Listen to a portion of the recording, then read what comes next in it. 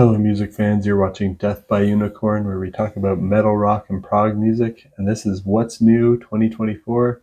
I'm going to talk about 7 new albums that came out. They all came out on September 6th, 2024. And I'll talk about them in my order of preference, starting with Jordan Rudess and his album Permission to Fly. I'm just going to give my quick first impressions on these. I haven't listened to them enough times to give a full review. But this one I'm going to put in my excellent tier. It's the 18th album by this amazing American keyboard player.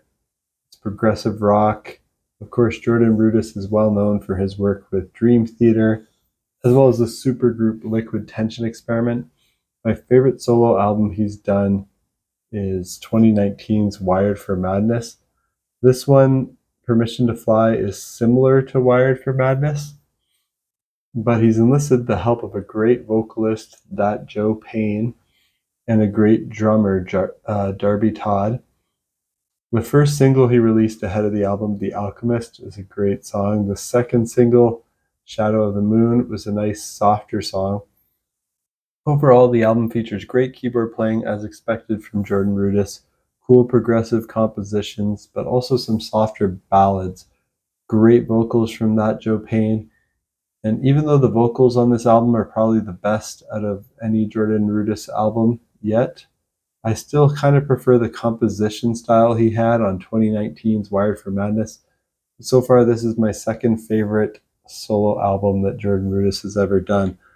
So that sounds good to you, and you're a fan of Jordan Rudess, his work in Dream Theater, Liquid Tension Experiments, his solo work. If you like that Joe Payne, then check out Permission to Fly by Jordan Rudess. Next up, my next favorite release from September 6th was by Pure Reason Revolution, and it's called Coming Up to Consciousness. This is the 6th album by this band from the UK, and it's kind of progressive rock. It's got some metal influences. It's very atmospheric, kind of ambient, and I'm also putting this one in my excellent tier. I thought their last album, Above Cirrus, was also excellent, and so is the one before that, Eupnia. Maybe not quite as good as Above Cirrus in this one. So I was really looking forward to this one. I enjoyed the single Dig Till You Die. There's a lot of great atmospheric music, male and female vocals. On Dig Till You Die, they start out soft, but then they have some heavy parts that come in. If you're a fan of Pink Floyd, Riverside, and Porcupine Tree, I think you'll like this. Maybe Pineapple Thief as well. And the whole album really continues in their familiar style. It doesn't deviate too much from what you'd expect from Pure Reason Revolution if you've been a fan for a while. But it's just excellently composed, performed, and produced. It's another excellent tier album from this band, and I still haven't gone back to listen to all the earlier stuff, but I really should. Next up, I'm going to talk about David Gilmour and his album Luck and Strange. This is the 5th album by this legendary guitar player from the UK, and it's art rock with progressive rock, blues rock, some pop, ambient, and jazz influences. And of course, David Gilmour is the amazing guitarist from Pink Floyd. I'm a big fan of Pink Floyd, and while I really enjoyed David Gilmour's album On an Island, I'm nowhere near as big a fan of his solo work as I am of Pink Floyd. So that's kind of my familiarity with him, is more from his stuff with his band. But I knew this album would be better than Roger Waters' recent remake of Dark Side of the Moon. The early release singles from David Gilmour's Luck and Strange that I heard were decent, but nothing earth-shattering. Pretty much what you'd expect from an aging rocker, not really pushing the boundaries of what he's done before.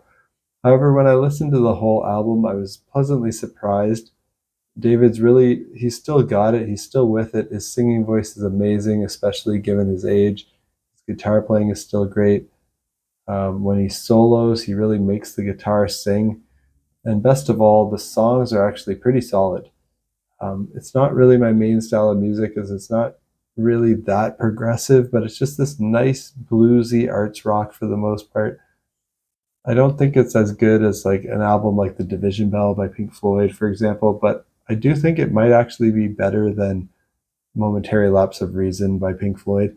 It's certainly more enjoyable than The Endless River, at least. So definitely check it out if you're a fan of Pink Floyd, especially if you like the later era Pink Floyd on their last three albums when David Gilmour led the band without Roger Waters being in the band and having input. So it sounds most like those three albums. It doesn't really sound like earlier or mid-era Pink Floyd, but it kind of sounds like the late stuff. If that sounds good to you, then check out Luck and Strange by David Gilmour. And that one I'm going to put in my very good tier. Didn't quite have enough interesting stuff to cross the line into excellent, but it was close. Next one in my very good tier is Papangu and their album Lampião. I don't know if I'm pronouncing this correctly, but this is the second album by this Brazilian band, and it's avant-garde progressive metal with Brazilian music, bossa nova, stoner rock, sludge metal, black metal, and some jazz, and even some Zool, like if you like the band Magma, and post-rock influences. So this is a very interesting and unique blend of styles that I've never heard before, but thanks to Christian for the recommendation in a group chat.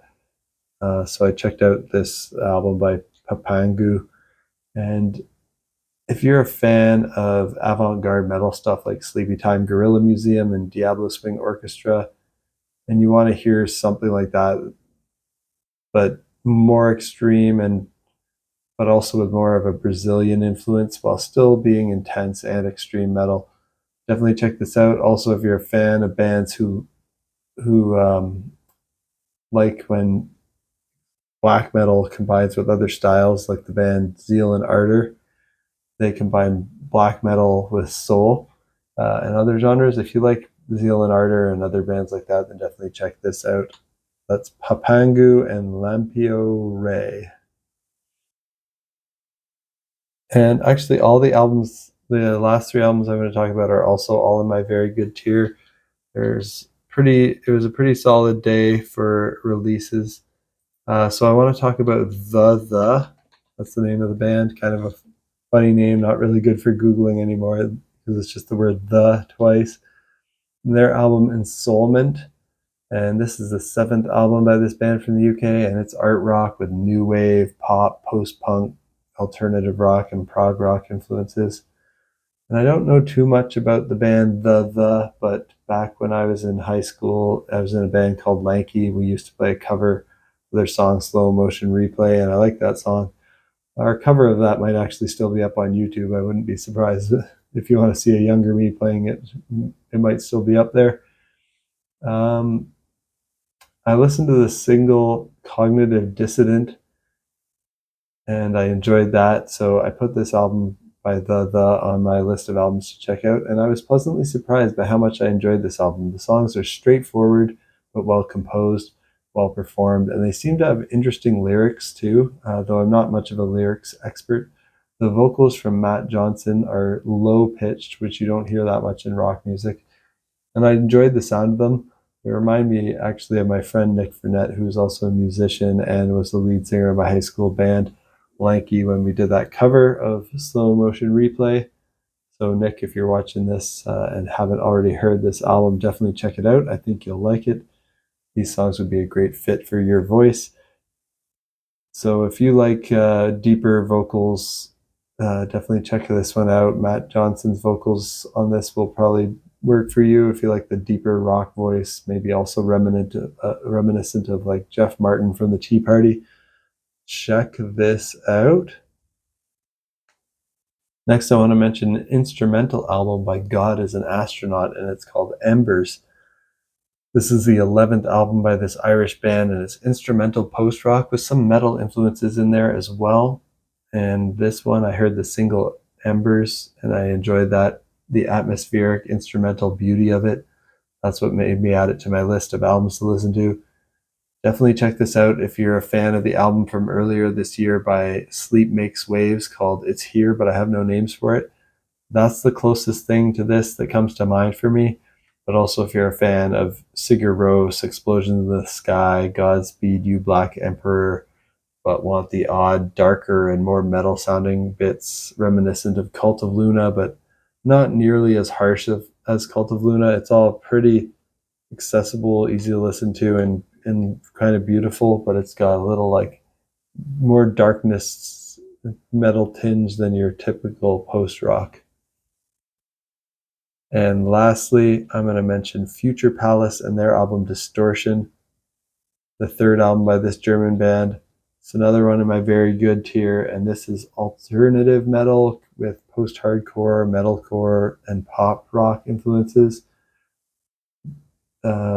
Future Palace, they feature a strong female vocalist who does screaming and singing vocals very well, and even does the odd, almost rap sounding vocal. Imagine like Slipknot meets Paramore meets The Devil Wears Prada, and you've got a pretty good idea for the sound of this band. The single, The Echoes of Disparity, was my favorite on first listen. It has a really catchy chorus and nice heavy breakdown. If that sounds appealing to you, check out Future Palace and Distortion. And that's it for my first impressions on these 7 albums that came out recently. They all came out on September 6th, 2024. What do you think of these albums? Let me know down in the comments. And did anything else come out recently that you think I'll enjoy? Hit that subscribe button if you want to see my first impressions on new albums when they come out. In about a week's time, I'll probably have one up talking about albums that are coming out on September 13th. Those are things like Oceans of Slumber, releases from Motorpsycho, Marson, Tony Levin, and Calandra. So stay tuned for my thoughts on those. Hit the subscribe button if you want to be on the loop on when that comes out, and you want to see my top 10 albums of the month at the end of the month. Until then, peace out.